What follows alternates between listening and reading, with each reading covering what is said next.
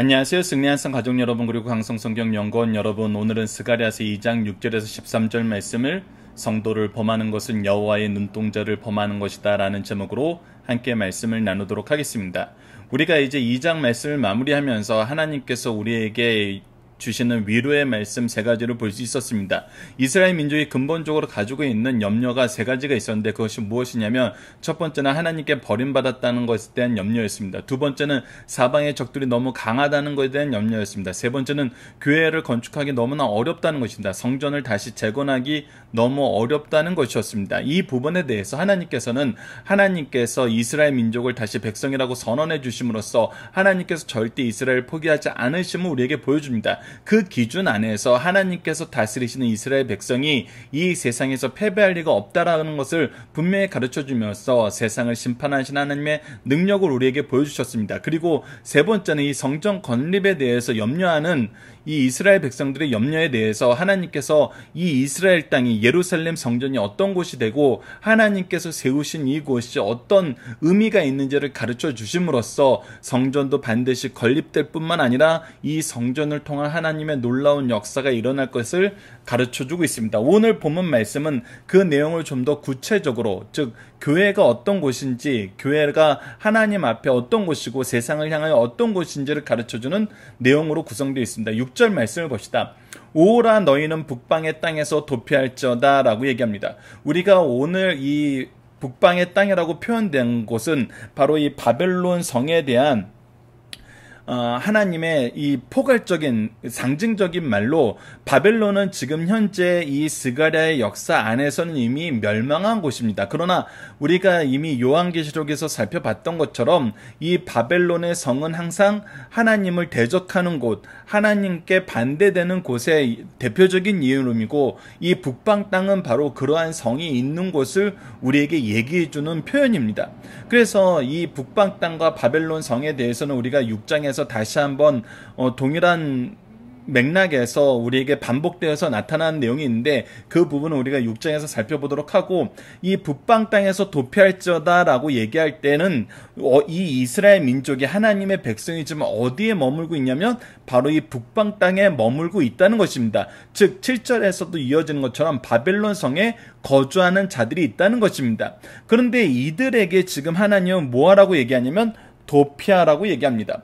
이것이 여호와의 말씀임을 분명히 선언합니다. 그래서 이 여호와의 말씀이란 말이 6절에서 8절까지 10절에 이어서까지 계속적으로 반복돼서 나타나는 것을 보게 됩니다. 그래서 이것이 반드시 이루어질 하나님의 역사이기 때문에 이 말씀에 귀를 기울이고 하나님의 뜻대로, 하나님의 인도하신 대로 살라는 것입니다. 그래서 도피하라 그러는데 그 이유는 뭐냐면, 이는 내가 너희를 하늘 사방에서 바람같이 흩어지게 하였습니다 라고 얘기하면서, 이 처음에 이스라엘 민족이 사방으로 바람같이 흩어져서 북방 땅까지 이민족의 지배를 받으면서 살게 된 것은 무엇이냐면 하나님의 심판에 이었다는 것을 우리에게 분명히 얘기해 줍니다. 그리고 나서 이제는 어떻게 하냐면 그곳에서 나와서 피하라고 얘기합니다. 너희들이 하나님의 징계로 인해서 사방에 흩어짐을 당하였으나 이제는 하나님의 구원의 때이니 그곳에서 피난하여서 하나님의 전이 있는 이 예루살렘 땅으로 다시 돌아오라는 것입니다. 여러분들, 이것이 이제 이 스가랴서 말씀은 마지막에 있을 예수 그리스도의 이 다스림과 재림까지 포괄하고 있는 것에서 우리가 볼 수 있는 굉장히 놀라운 사실 한 가지가 무엇이냐면, 구약의 성도들은 하나님께 거역함으로 징계 안에서 흩어짐을 당했었습니다. 그러나 신약의 교회의 흩어짐은 바로 이 구약의 예루살렘의 흩어짐하고는 완전히 다릅니다. 구약은 징계로 인해서 흩어졌지만 신약은 하나님의 복음의 역사를 위해서 흩어짐을 당하게 됩니다. 그런데 이런 흩어짐이 당했을 때 우리가 이 역사 안에서 놀라운 것은 무엇이냐면, 이 구약의 징계 때문에 흩어졌던 이스라엘 민족이 각각의 지역에 흩어져서 무엇을 세우냐면 회당을 세웁니다. 근데 이 회당, 즉 징계로 인해서 회당을 세웠던 그 역사가 신약의 교회에서는 무엇의 중심지가 되냐면 바로 하나님의 예수 그리스도의 복음을 전하는 이 말씀이 선포되는 선포의 중심지가 됩니다. 그래서 사도 바울 같은 경우는 항상 회당에 들어가서 먼저 말씀을 전하는 것으로 하나님께서 이 징계 가운데에서도 이스라엘의 흩어짐 속에서 무엇을 준비하신 거였냐면 바로 복음의 역사가 일어날 그 장소를, 지역을, 사람을 하나님께서 먼저 준비해 놓으시고 징계 중에서도 복음을 향한 길을 꾸준히 이끌어내시는 하나님의 역사를 우리로 하여금 보게 만드신다는 것입니다. 자, 이것을 통해서 우리가 오늘 주어지는 교훈 중에 굉장히 중요한 교훈이 하나가 우리에게 다가오게 되는데, 그것은 무엇이냐면 하나님은 징계 중에서도 우리를 멸절하시고 우리를 버리시기를 기뻐하시는 분이 아니라 우리를 회복시키시고 우리를 구원하시고 우리와 함께하기를 기뻐하시는 하나님이라는 것입니다. 이것을 더 정확하게 한마디로 요약해서 얘기한다면 하나님은 절대로 그의 백성을 포기하지 않으신다는 것입니다. 그래서 포기하지 않으시는 하나님에 대해서 가르쳐주면서 이제 돌아오라고 얘기합니다. 이 돌아오라는 역사는 예수 그리스도를 통해서 우리가 복음을 가지고 흩어지는 역사로 다시 이어지는 것을 우리는 볼 수 있습니다. 자, 이제 8절 말씀을 봅시다. 만군의 여호와께서 이같이 말씀하시되 영광을 위하여 라고 얘기합니다. 분명히 하나님께서는 하나님의 영광을 위해서 하나님께서 약속하신 모든 언약을 이루십니다. 이 언약을 이루시는 하나님께서 이제 앞으로 어떻게 하실 거냐면 이 이스라엘 민족을 노략한 이 여러 나라들을 대해서 하나님의 심판을 선언하는데, 이 심판을 선언하는 그들의 죄목이 뭐냐면 너희를 범하는 자는, 즉 이스라엘 백성들을, 이스라엘을 범하는 자는 바로 그의 눈동자, 하나님의 눈동자를 범하는 것과 동일한 이름을 우리에게 가르쳐줍니다. 그래서 하나님과 우리의 관계가 어떠한 관계인지 분명히 세상 속에 알게 하신다는 것입니다. 하나님과 우리는 하나 된 공동체입니다.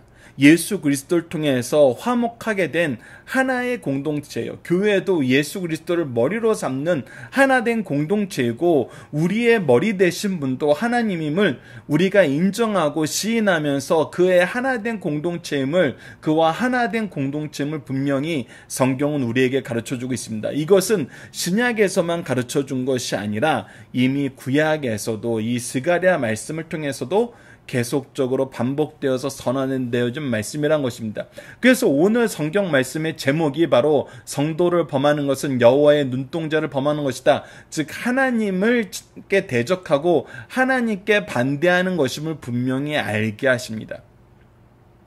그러나 우리가 전제되는 것은 무엇이냐면 우리가 어제 말씀을 통해서 바로 하나님의 백성은 어디에서 하나된 민족이고 하나된 공동체냐면 바로 교회를 통해서 하나된 공동체, 성전을 통해서 하나된 공동체라는 것을 우리가 반드시 알아야 됩니다. 즉 우리가 하나님과 말씀으로 인하여, 하나님의 언약으로 인하여 하나님이 세우신 교회를 통해서 하나 되지도 않았으면서 우리가 스스로 나가서 나와 하나님은 하나다라고 얘기하는 것은, 이것은 잘못된 표현이라는 것입니다. 우리가 세상을 향하여 나갈 때는 우리가 이번 달 오바다서를 통해서 계속해서 상고하는 것은 무엇이냐면 우리가 하나님과 하나된 공동체가 되었을 때 우리를 향한 이 적들의 공격에 대한 심판과 복수는 누가 하시냐면 하나님이 하신다는 것입니다. 우리가 그 일을 하지 않는다는 거예요. 그래서 우리가 세상을 향하여서는 징계의 몽둥이로 다가가는 것이 아니라 하나님께서 우리에게 맡기신 구원의 역사 안에서 회개를 위한 하나님의 일꾼, 즉 제사장적인 신앙을 가지고 나아가는 하나님의 일꾼들이 된다는 것입니다. 그것이 하나님의 종들의 모습입니다. 그것이 사도행전 이후에 이 교회의 역사에서 끊임없이 우리에게 보여주는 모습이에요. 그래서 이 말씀은 하나님의 선언이지 우리가 자의적으로 우리 마음대로 선언할 수 있는 선언이 아니라는 것 또한 우리가 매우 중요시 여기고 조심해야 될 부분입니다.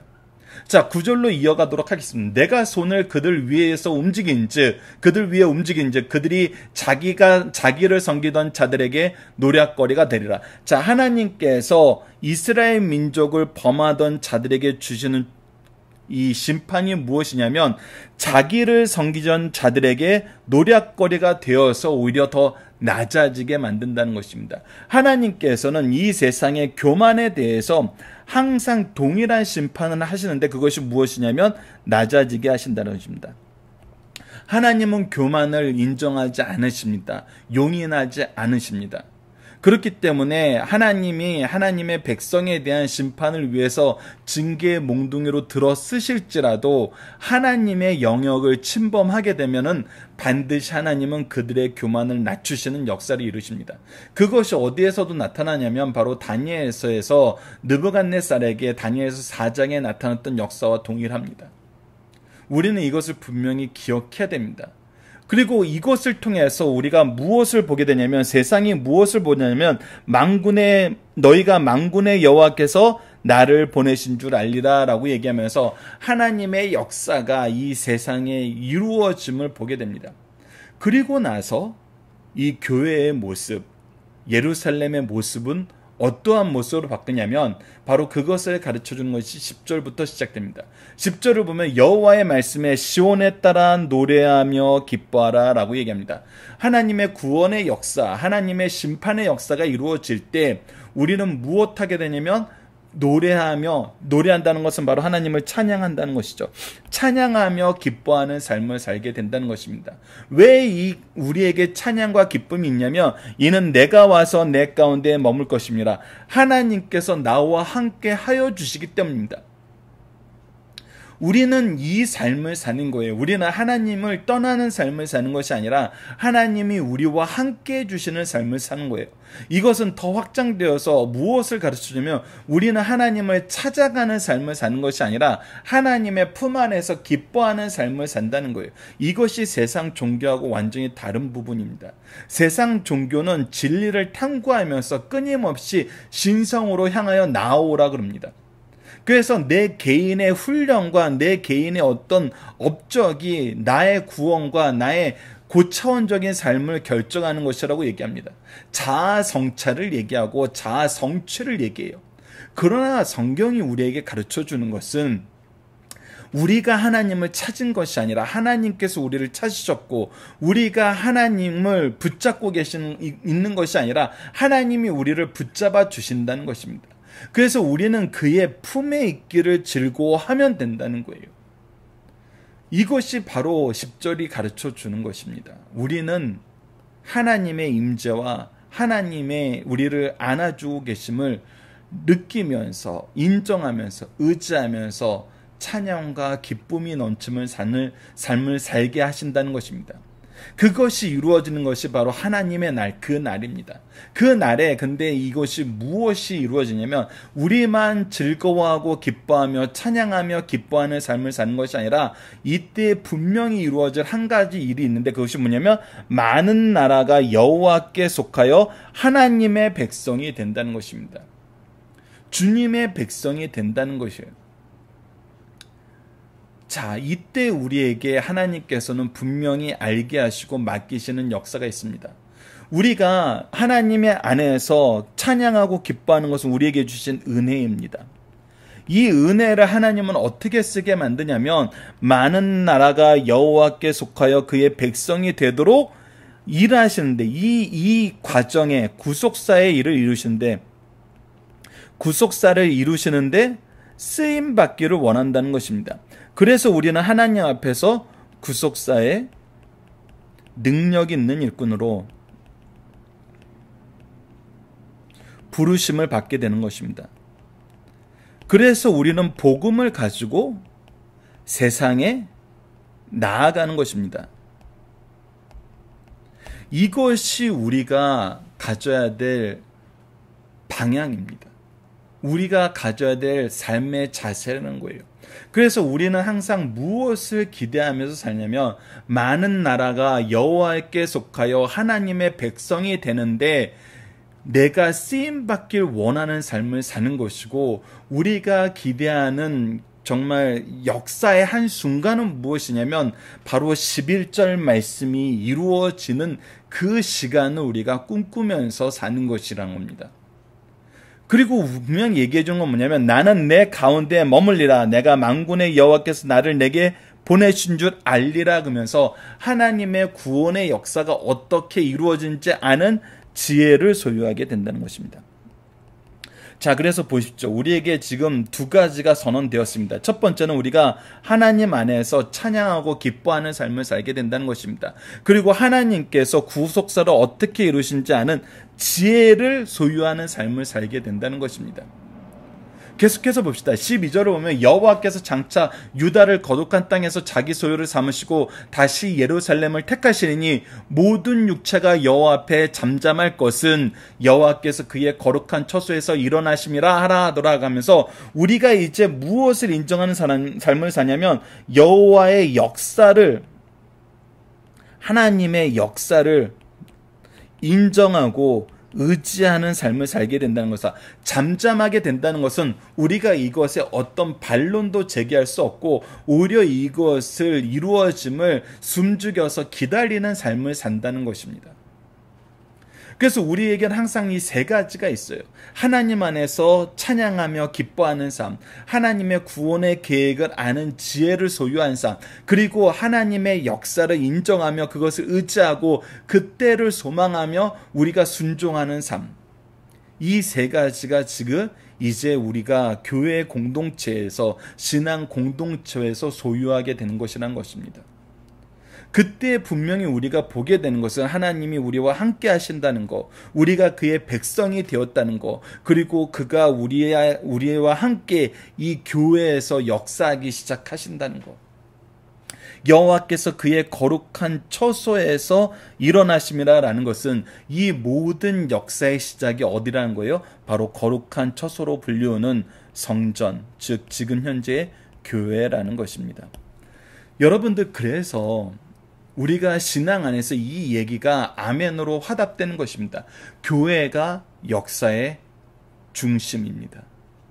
그리고 하나님의 부르심을 입은 우리들이 역사의 중심인 것입니다. 누구의 역사의 중심입니까? 바로 하나님의 역사의 중심입니다. 오늘 본문 말씀은 교회가 역사의 중심임을 분명히 선언해주고 계십니다. 하나님은 교회를 통해서 일하길 기뻐하십니다.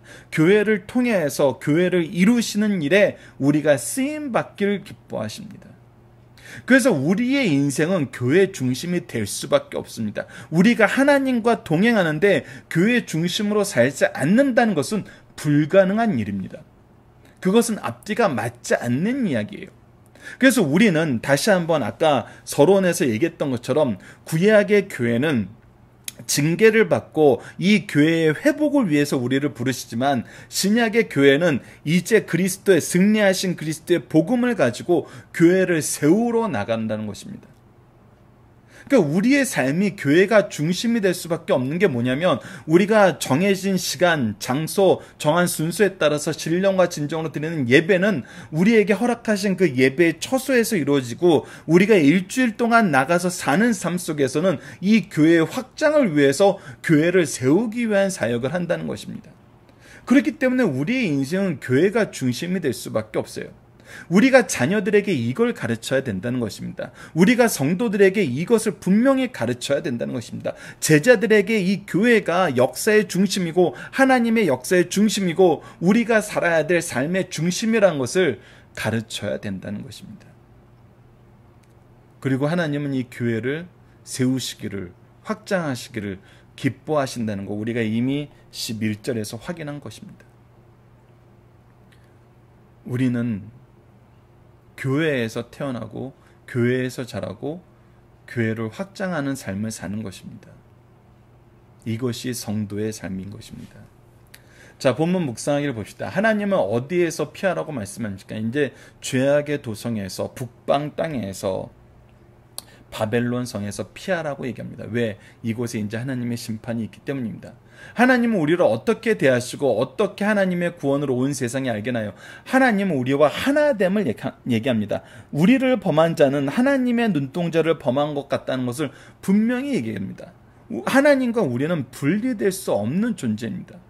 그리고 하나님께서 이 모든 사건을 역전시킴으로써 하나님이 우리를 구원하심을, 하나님이 이 세상을 심판하시기도 하시고 구원하기도 하심을 분명히 알게 하십니다. 그래서 섬기던 자들에게 노략거리가 되는 이 교만을 낮추시는 역사, 이것을 항상 보이십니다. 이 기준에 항상 누가 있습니까? 이스라엘 민족이 있었습니다. 이 기준에 지금 현대 사회에서 누가 있습니까? 바로 이 교회가 있다는 것입니다.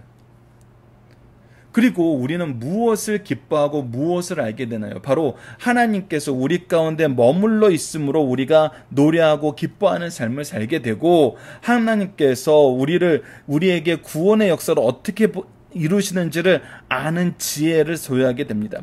구속의 역사가 어떻게 이루어지는지를 분명히 알게 하세요.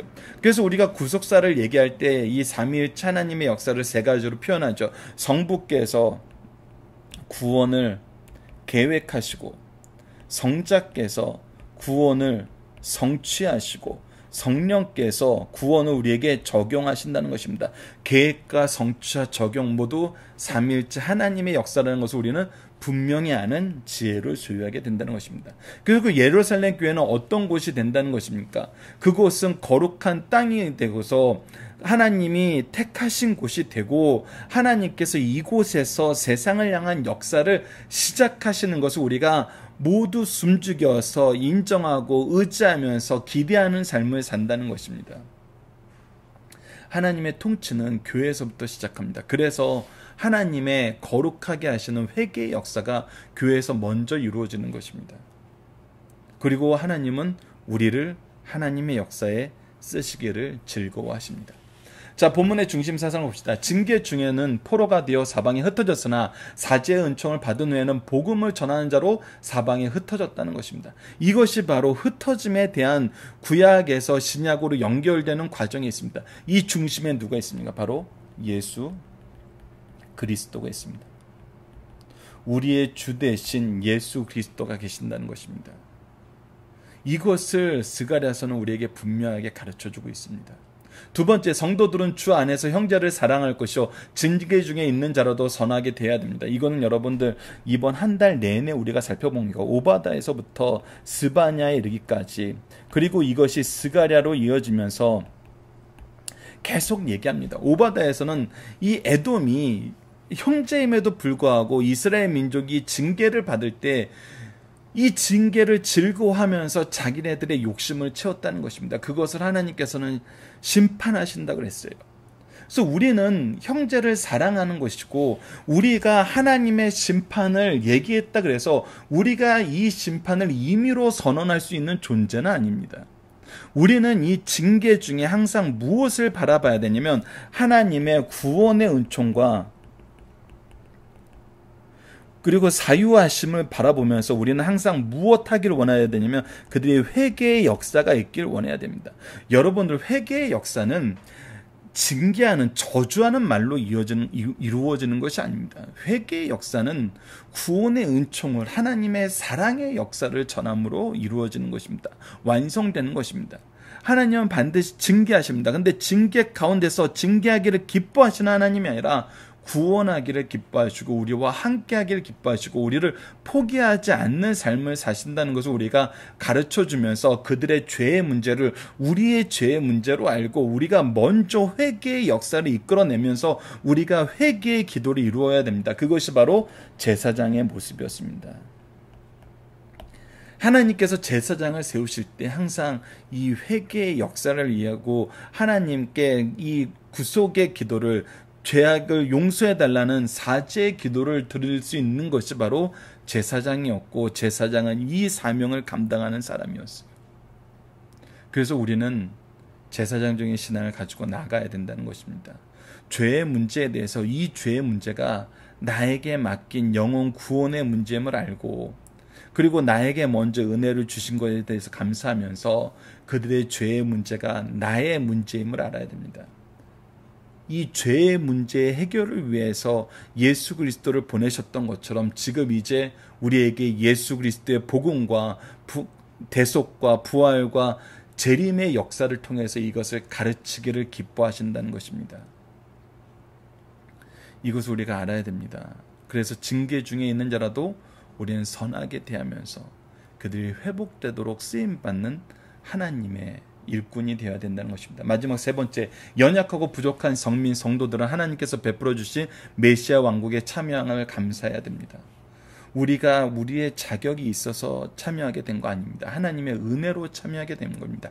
하나님의 구원의 역사 안에서 참여하게 된 것입니다. 우리가 아직 죄인 되었을 때 우리를 구원하신 하나님의 은혜가 있었던 것입니다.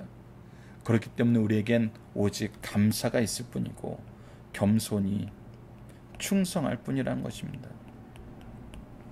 이것을 바로 인정하는 사람들이 하나님께서 쓰시길 기뻐하는 일꾼이 되는 것이고 세상에 참된 복음의 역사를 선포할 수 있는, 그리고 하나님의 은혜 안에서 열매 맺는 성도들이 되는 것입니다.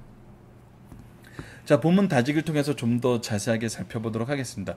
왜 이스라엘 백성이 바벨론 속에 계속 남아 있었을까요?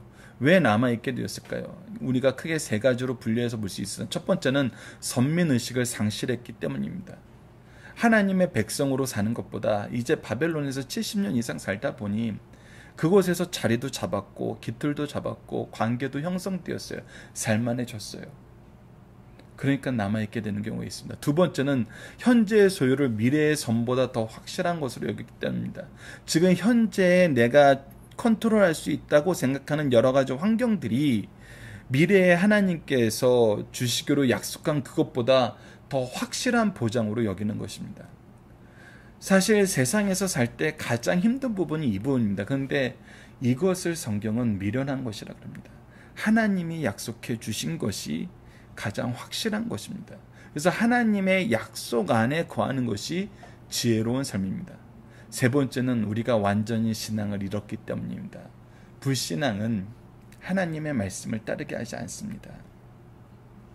오히려 하나님의 말씀에 대적하게 만듭니다. 우리는 이 세 가지 경우를 다시 한번 봐야 됩니다. 우리가 혹시 성도로서의 의식을 상실하진 않았는지, 두 번째는 현재의 보장 때문에 미래의 하나님의 소망을 우리가 경히 여기고 있지 않은지, 이거는 어리석은 일입니다. 세 번째는 우리가 성도로서의 자각이 완전히 사라진 불신앙 속에서 살고 있지는 않는지, 우리가 믿는 믿음의 내용, 이 믿음을 가지고 사는 삶의 모습, 우리가 이것을 항상 점검해 봐야 됩니다. 그것이 바로 개혁주의인 것입니다. 두 번째, 성도에게 고통을 주는 것은 누구에게 고통을 주는 것과 같다는 것입니다. 이것은 하나님께 고통을 주는 것과 같다는 것입니다. 하나님께서는 하나님의 백성에 대한 고통을 자신의 고통으로 여기신다고 분명히 선언하고 있습니다. 우리는 이 말씀을 기억하면서 하나님의 은혜를 간구해야 됩니다. 하나님의 때를 당겨주시길 기도해야 됩니다. 동시에 우리는 이 하나님의 심판을 우리가 임의대로 선언하는 사람이 되는 것이 아니라 이것을 은혜로 알고 우리는 이 은혜 안에 먼저 하나님의 은혜를 누린 것일 뿐인, 우리는 앞으로 이 은혜를 전해야 될 사명을 가진 사람이라는 것을 잊어서는 안 됩니다. 하나님이 통치하시는 세상에서 우리가 알게 된 것은 무엇입니까? 하나님께서 절대 우리를 포기하지 않으신다는 것입니다. 하나님은 이 세상을 창조하시고 다스리시고 구원과 심판을 이루시는 분이지만 동시에 우리를 향해서는 절대 우리를 포기하지 않으시는 하나님의 은혜가 있다는 것을 우리가 알게 된다는 것입니다. 이것이 우리가 가지게 되는 기쁨과 감사의 유의고 우리가 하나님의 역사를 신뢰할 수 있는 가장 놀라운 사실인 것입니다. 하나님은 결단코 우리를 포기하지 않으십니다. 자, 본문 적용하기를 봅시다. 하나님은 세상 속의 교회를 통해서 무엇을 이루시려고 하나요? 우리가 중심 서론에서도 보고 중심 사성에서 확인했던 것처럼 하나님의 나라의 확장, 교회의 확장을 이루시기를 원합니다. 즉 하나님은 항상 이 교회가 세상 역사의 중심이 되길 원하시고 하나님은 교회를 통해서 역사를 이루심으로 이 세상 역사의 중심이 교회가 되게 만드시는 분이세요. 그래서 우리는 세상 속의 교회를 통해서 하나님의 구원의 역사를 계속 선포하는 것입니다. 이러한 교회에서 우리가 소망해야 되는 것은 무엇이냐면 바로 하나님을 인정하는 것이 교회를 통해서 확장되는 것입니다. 우리가 현대 사회를 살면서 가장 주의해야 될 부분 중에 하나가 이거입니다. 여러분들 보십시오. 우리가 말씀 안에서 바른 이 신앙을 회복하지 않고 교회를 우리의 소견에 좋은 대로 사용했다가는 분명히 드러나는 한 가지 사실이 있는데, 교회를 통해서 세상 사람들이 하나님을 인정하게 되는가, 오히려 교회를 통해서 하나님을 부인하게 되는가냐는 겁니다.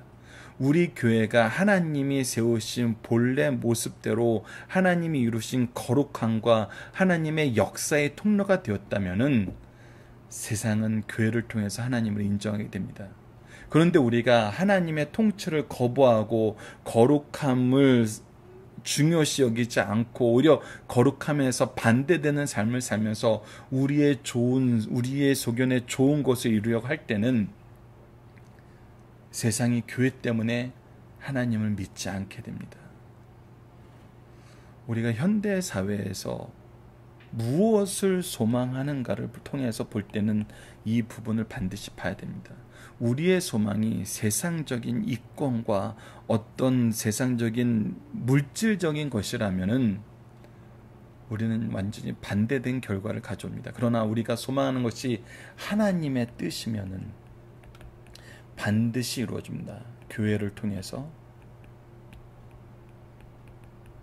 하나님을 인정하는 것. 왜? 하나님은 교회를 통해서 세상을 통치하시기 때문입니다. 하나님의 통치는 무슨 통치입니까? 구원의 통치입니다. 하나님의 구원을 이루시는 구원의 통치입니다. 우리가 이것을 구속사라고 얘기하고, 그래서 우리가 구속사의 능력 있는 일꾼을 양성하는 교회가 되어야 된다고 얘기하는 것입니다. 이번 주 공동 기도 제목, 우리 교회와 가정이 하나님의 통치와 영광이 나타나는 곳이 되게 하여 주시고 세상을 향한 참된 축복, 복음의 통로가 되게 하여 주소서라고 기도하는 것입니다. 그리고 오늘 본문 말씀을 통해서는 하나님 우리에게 공의로운 심판과 사랑의 구원을 보여주심을 감사합니다.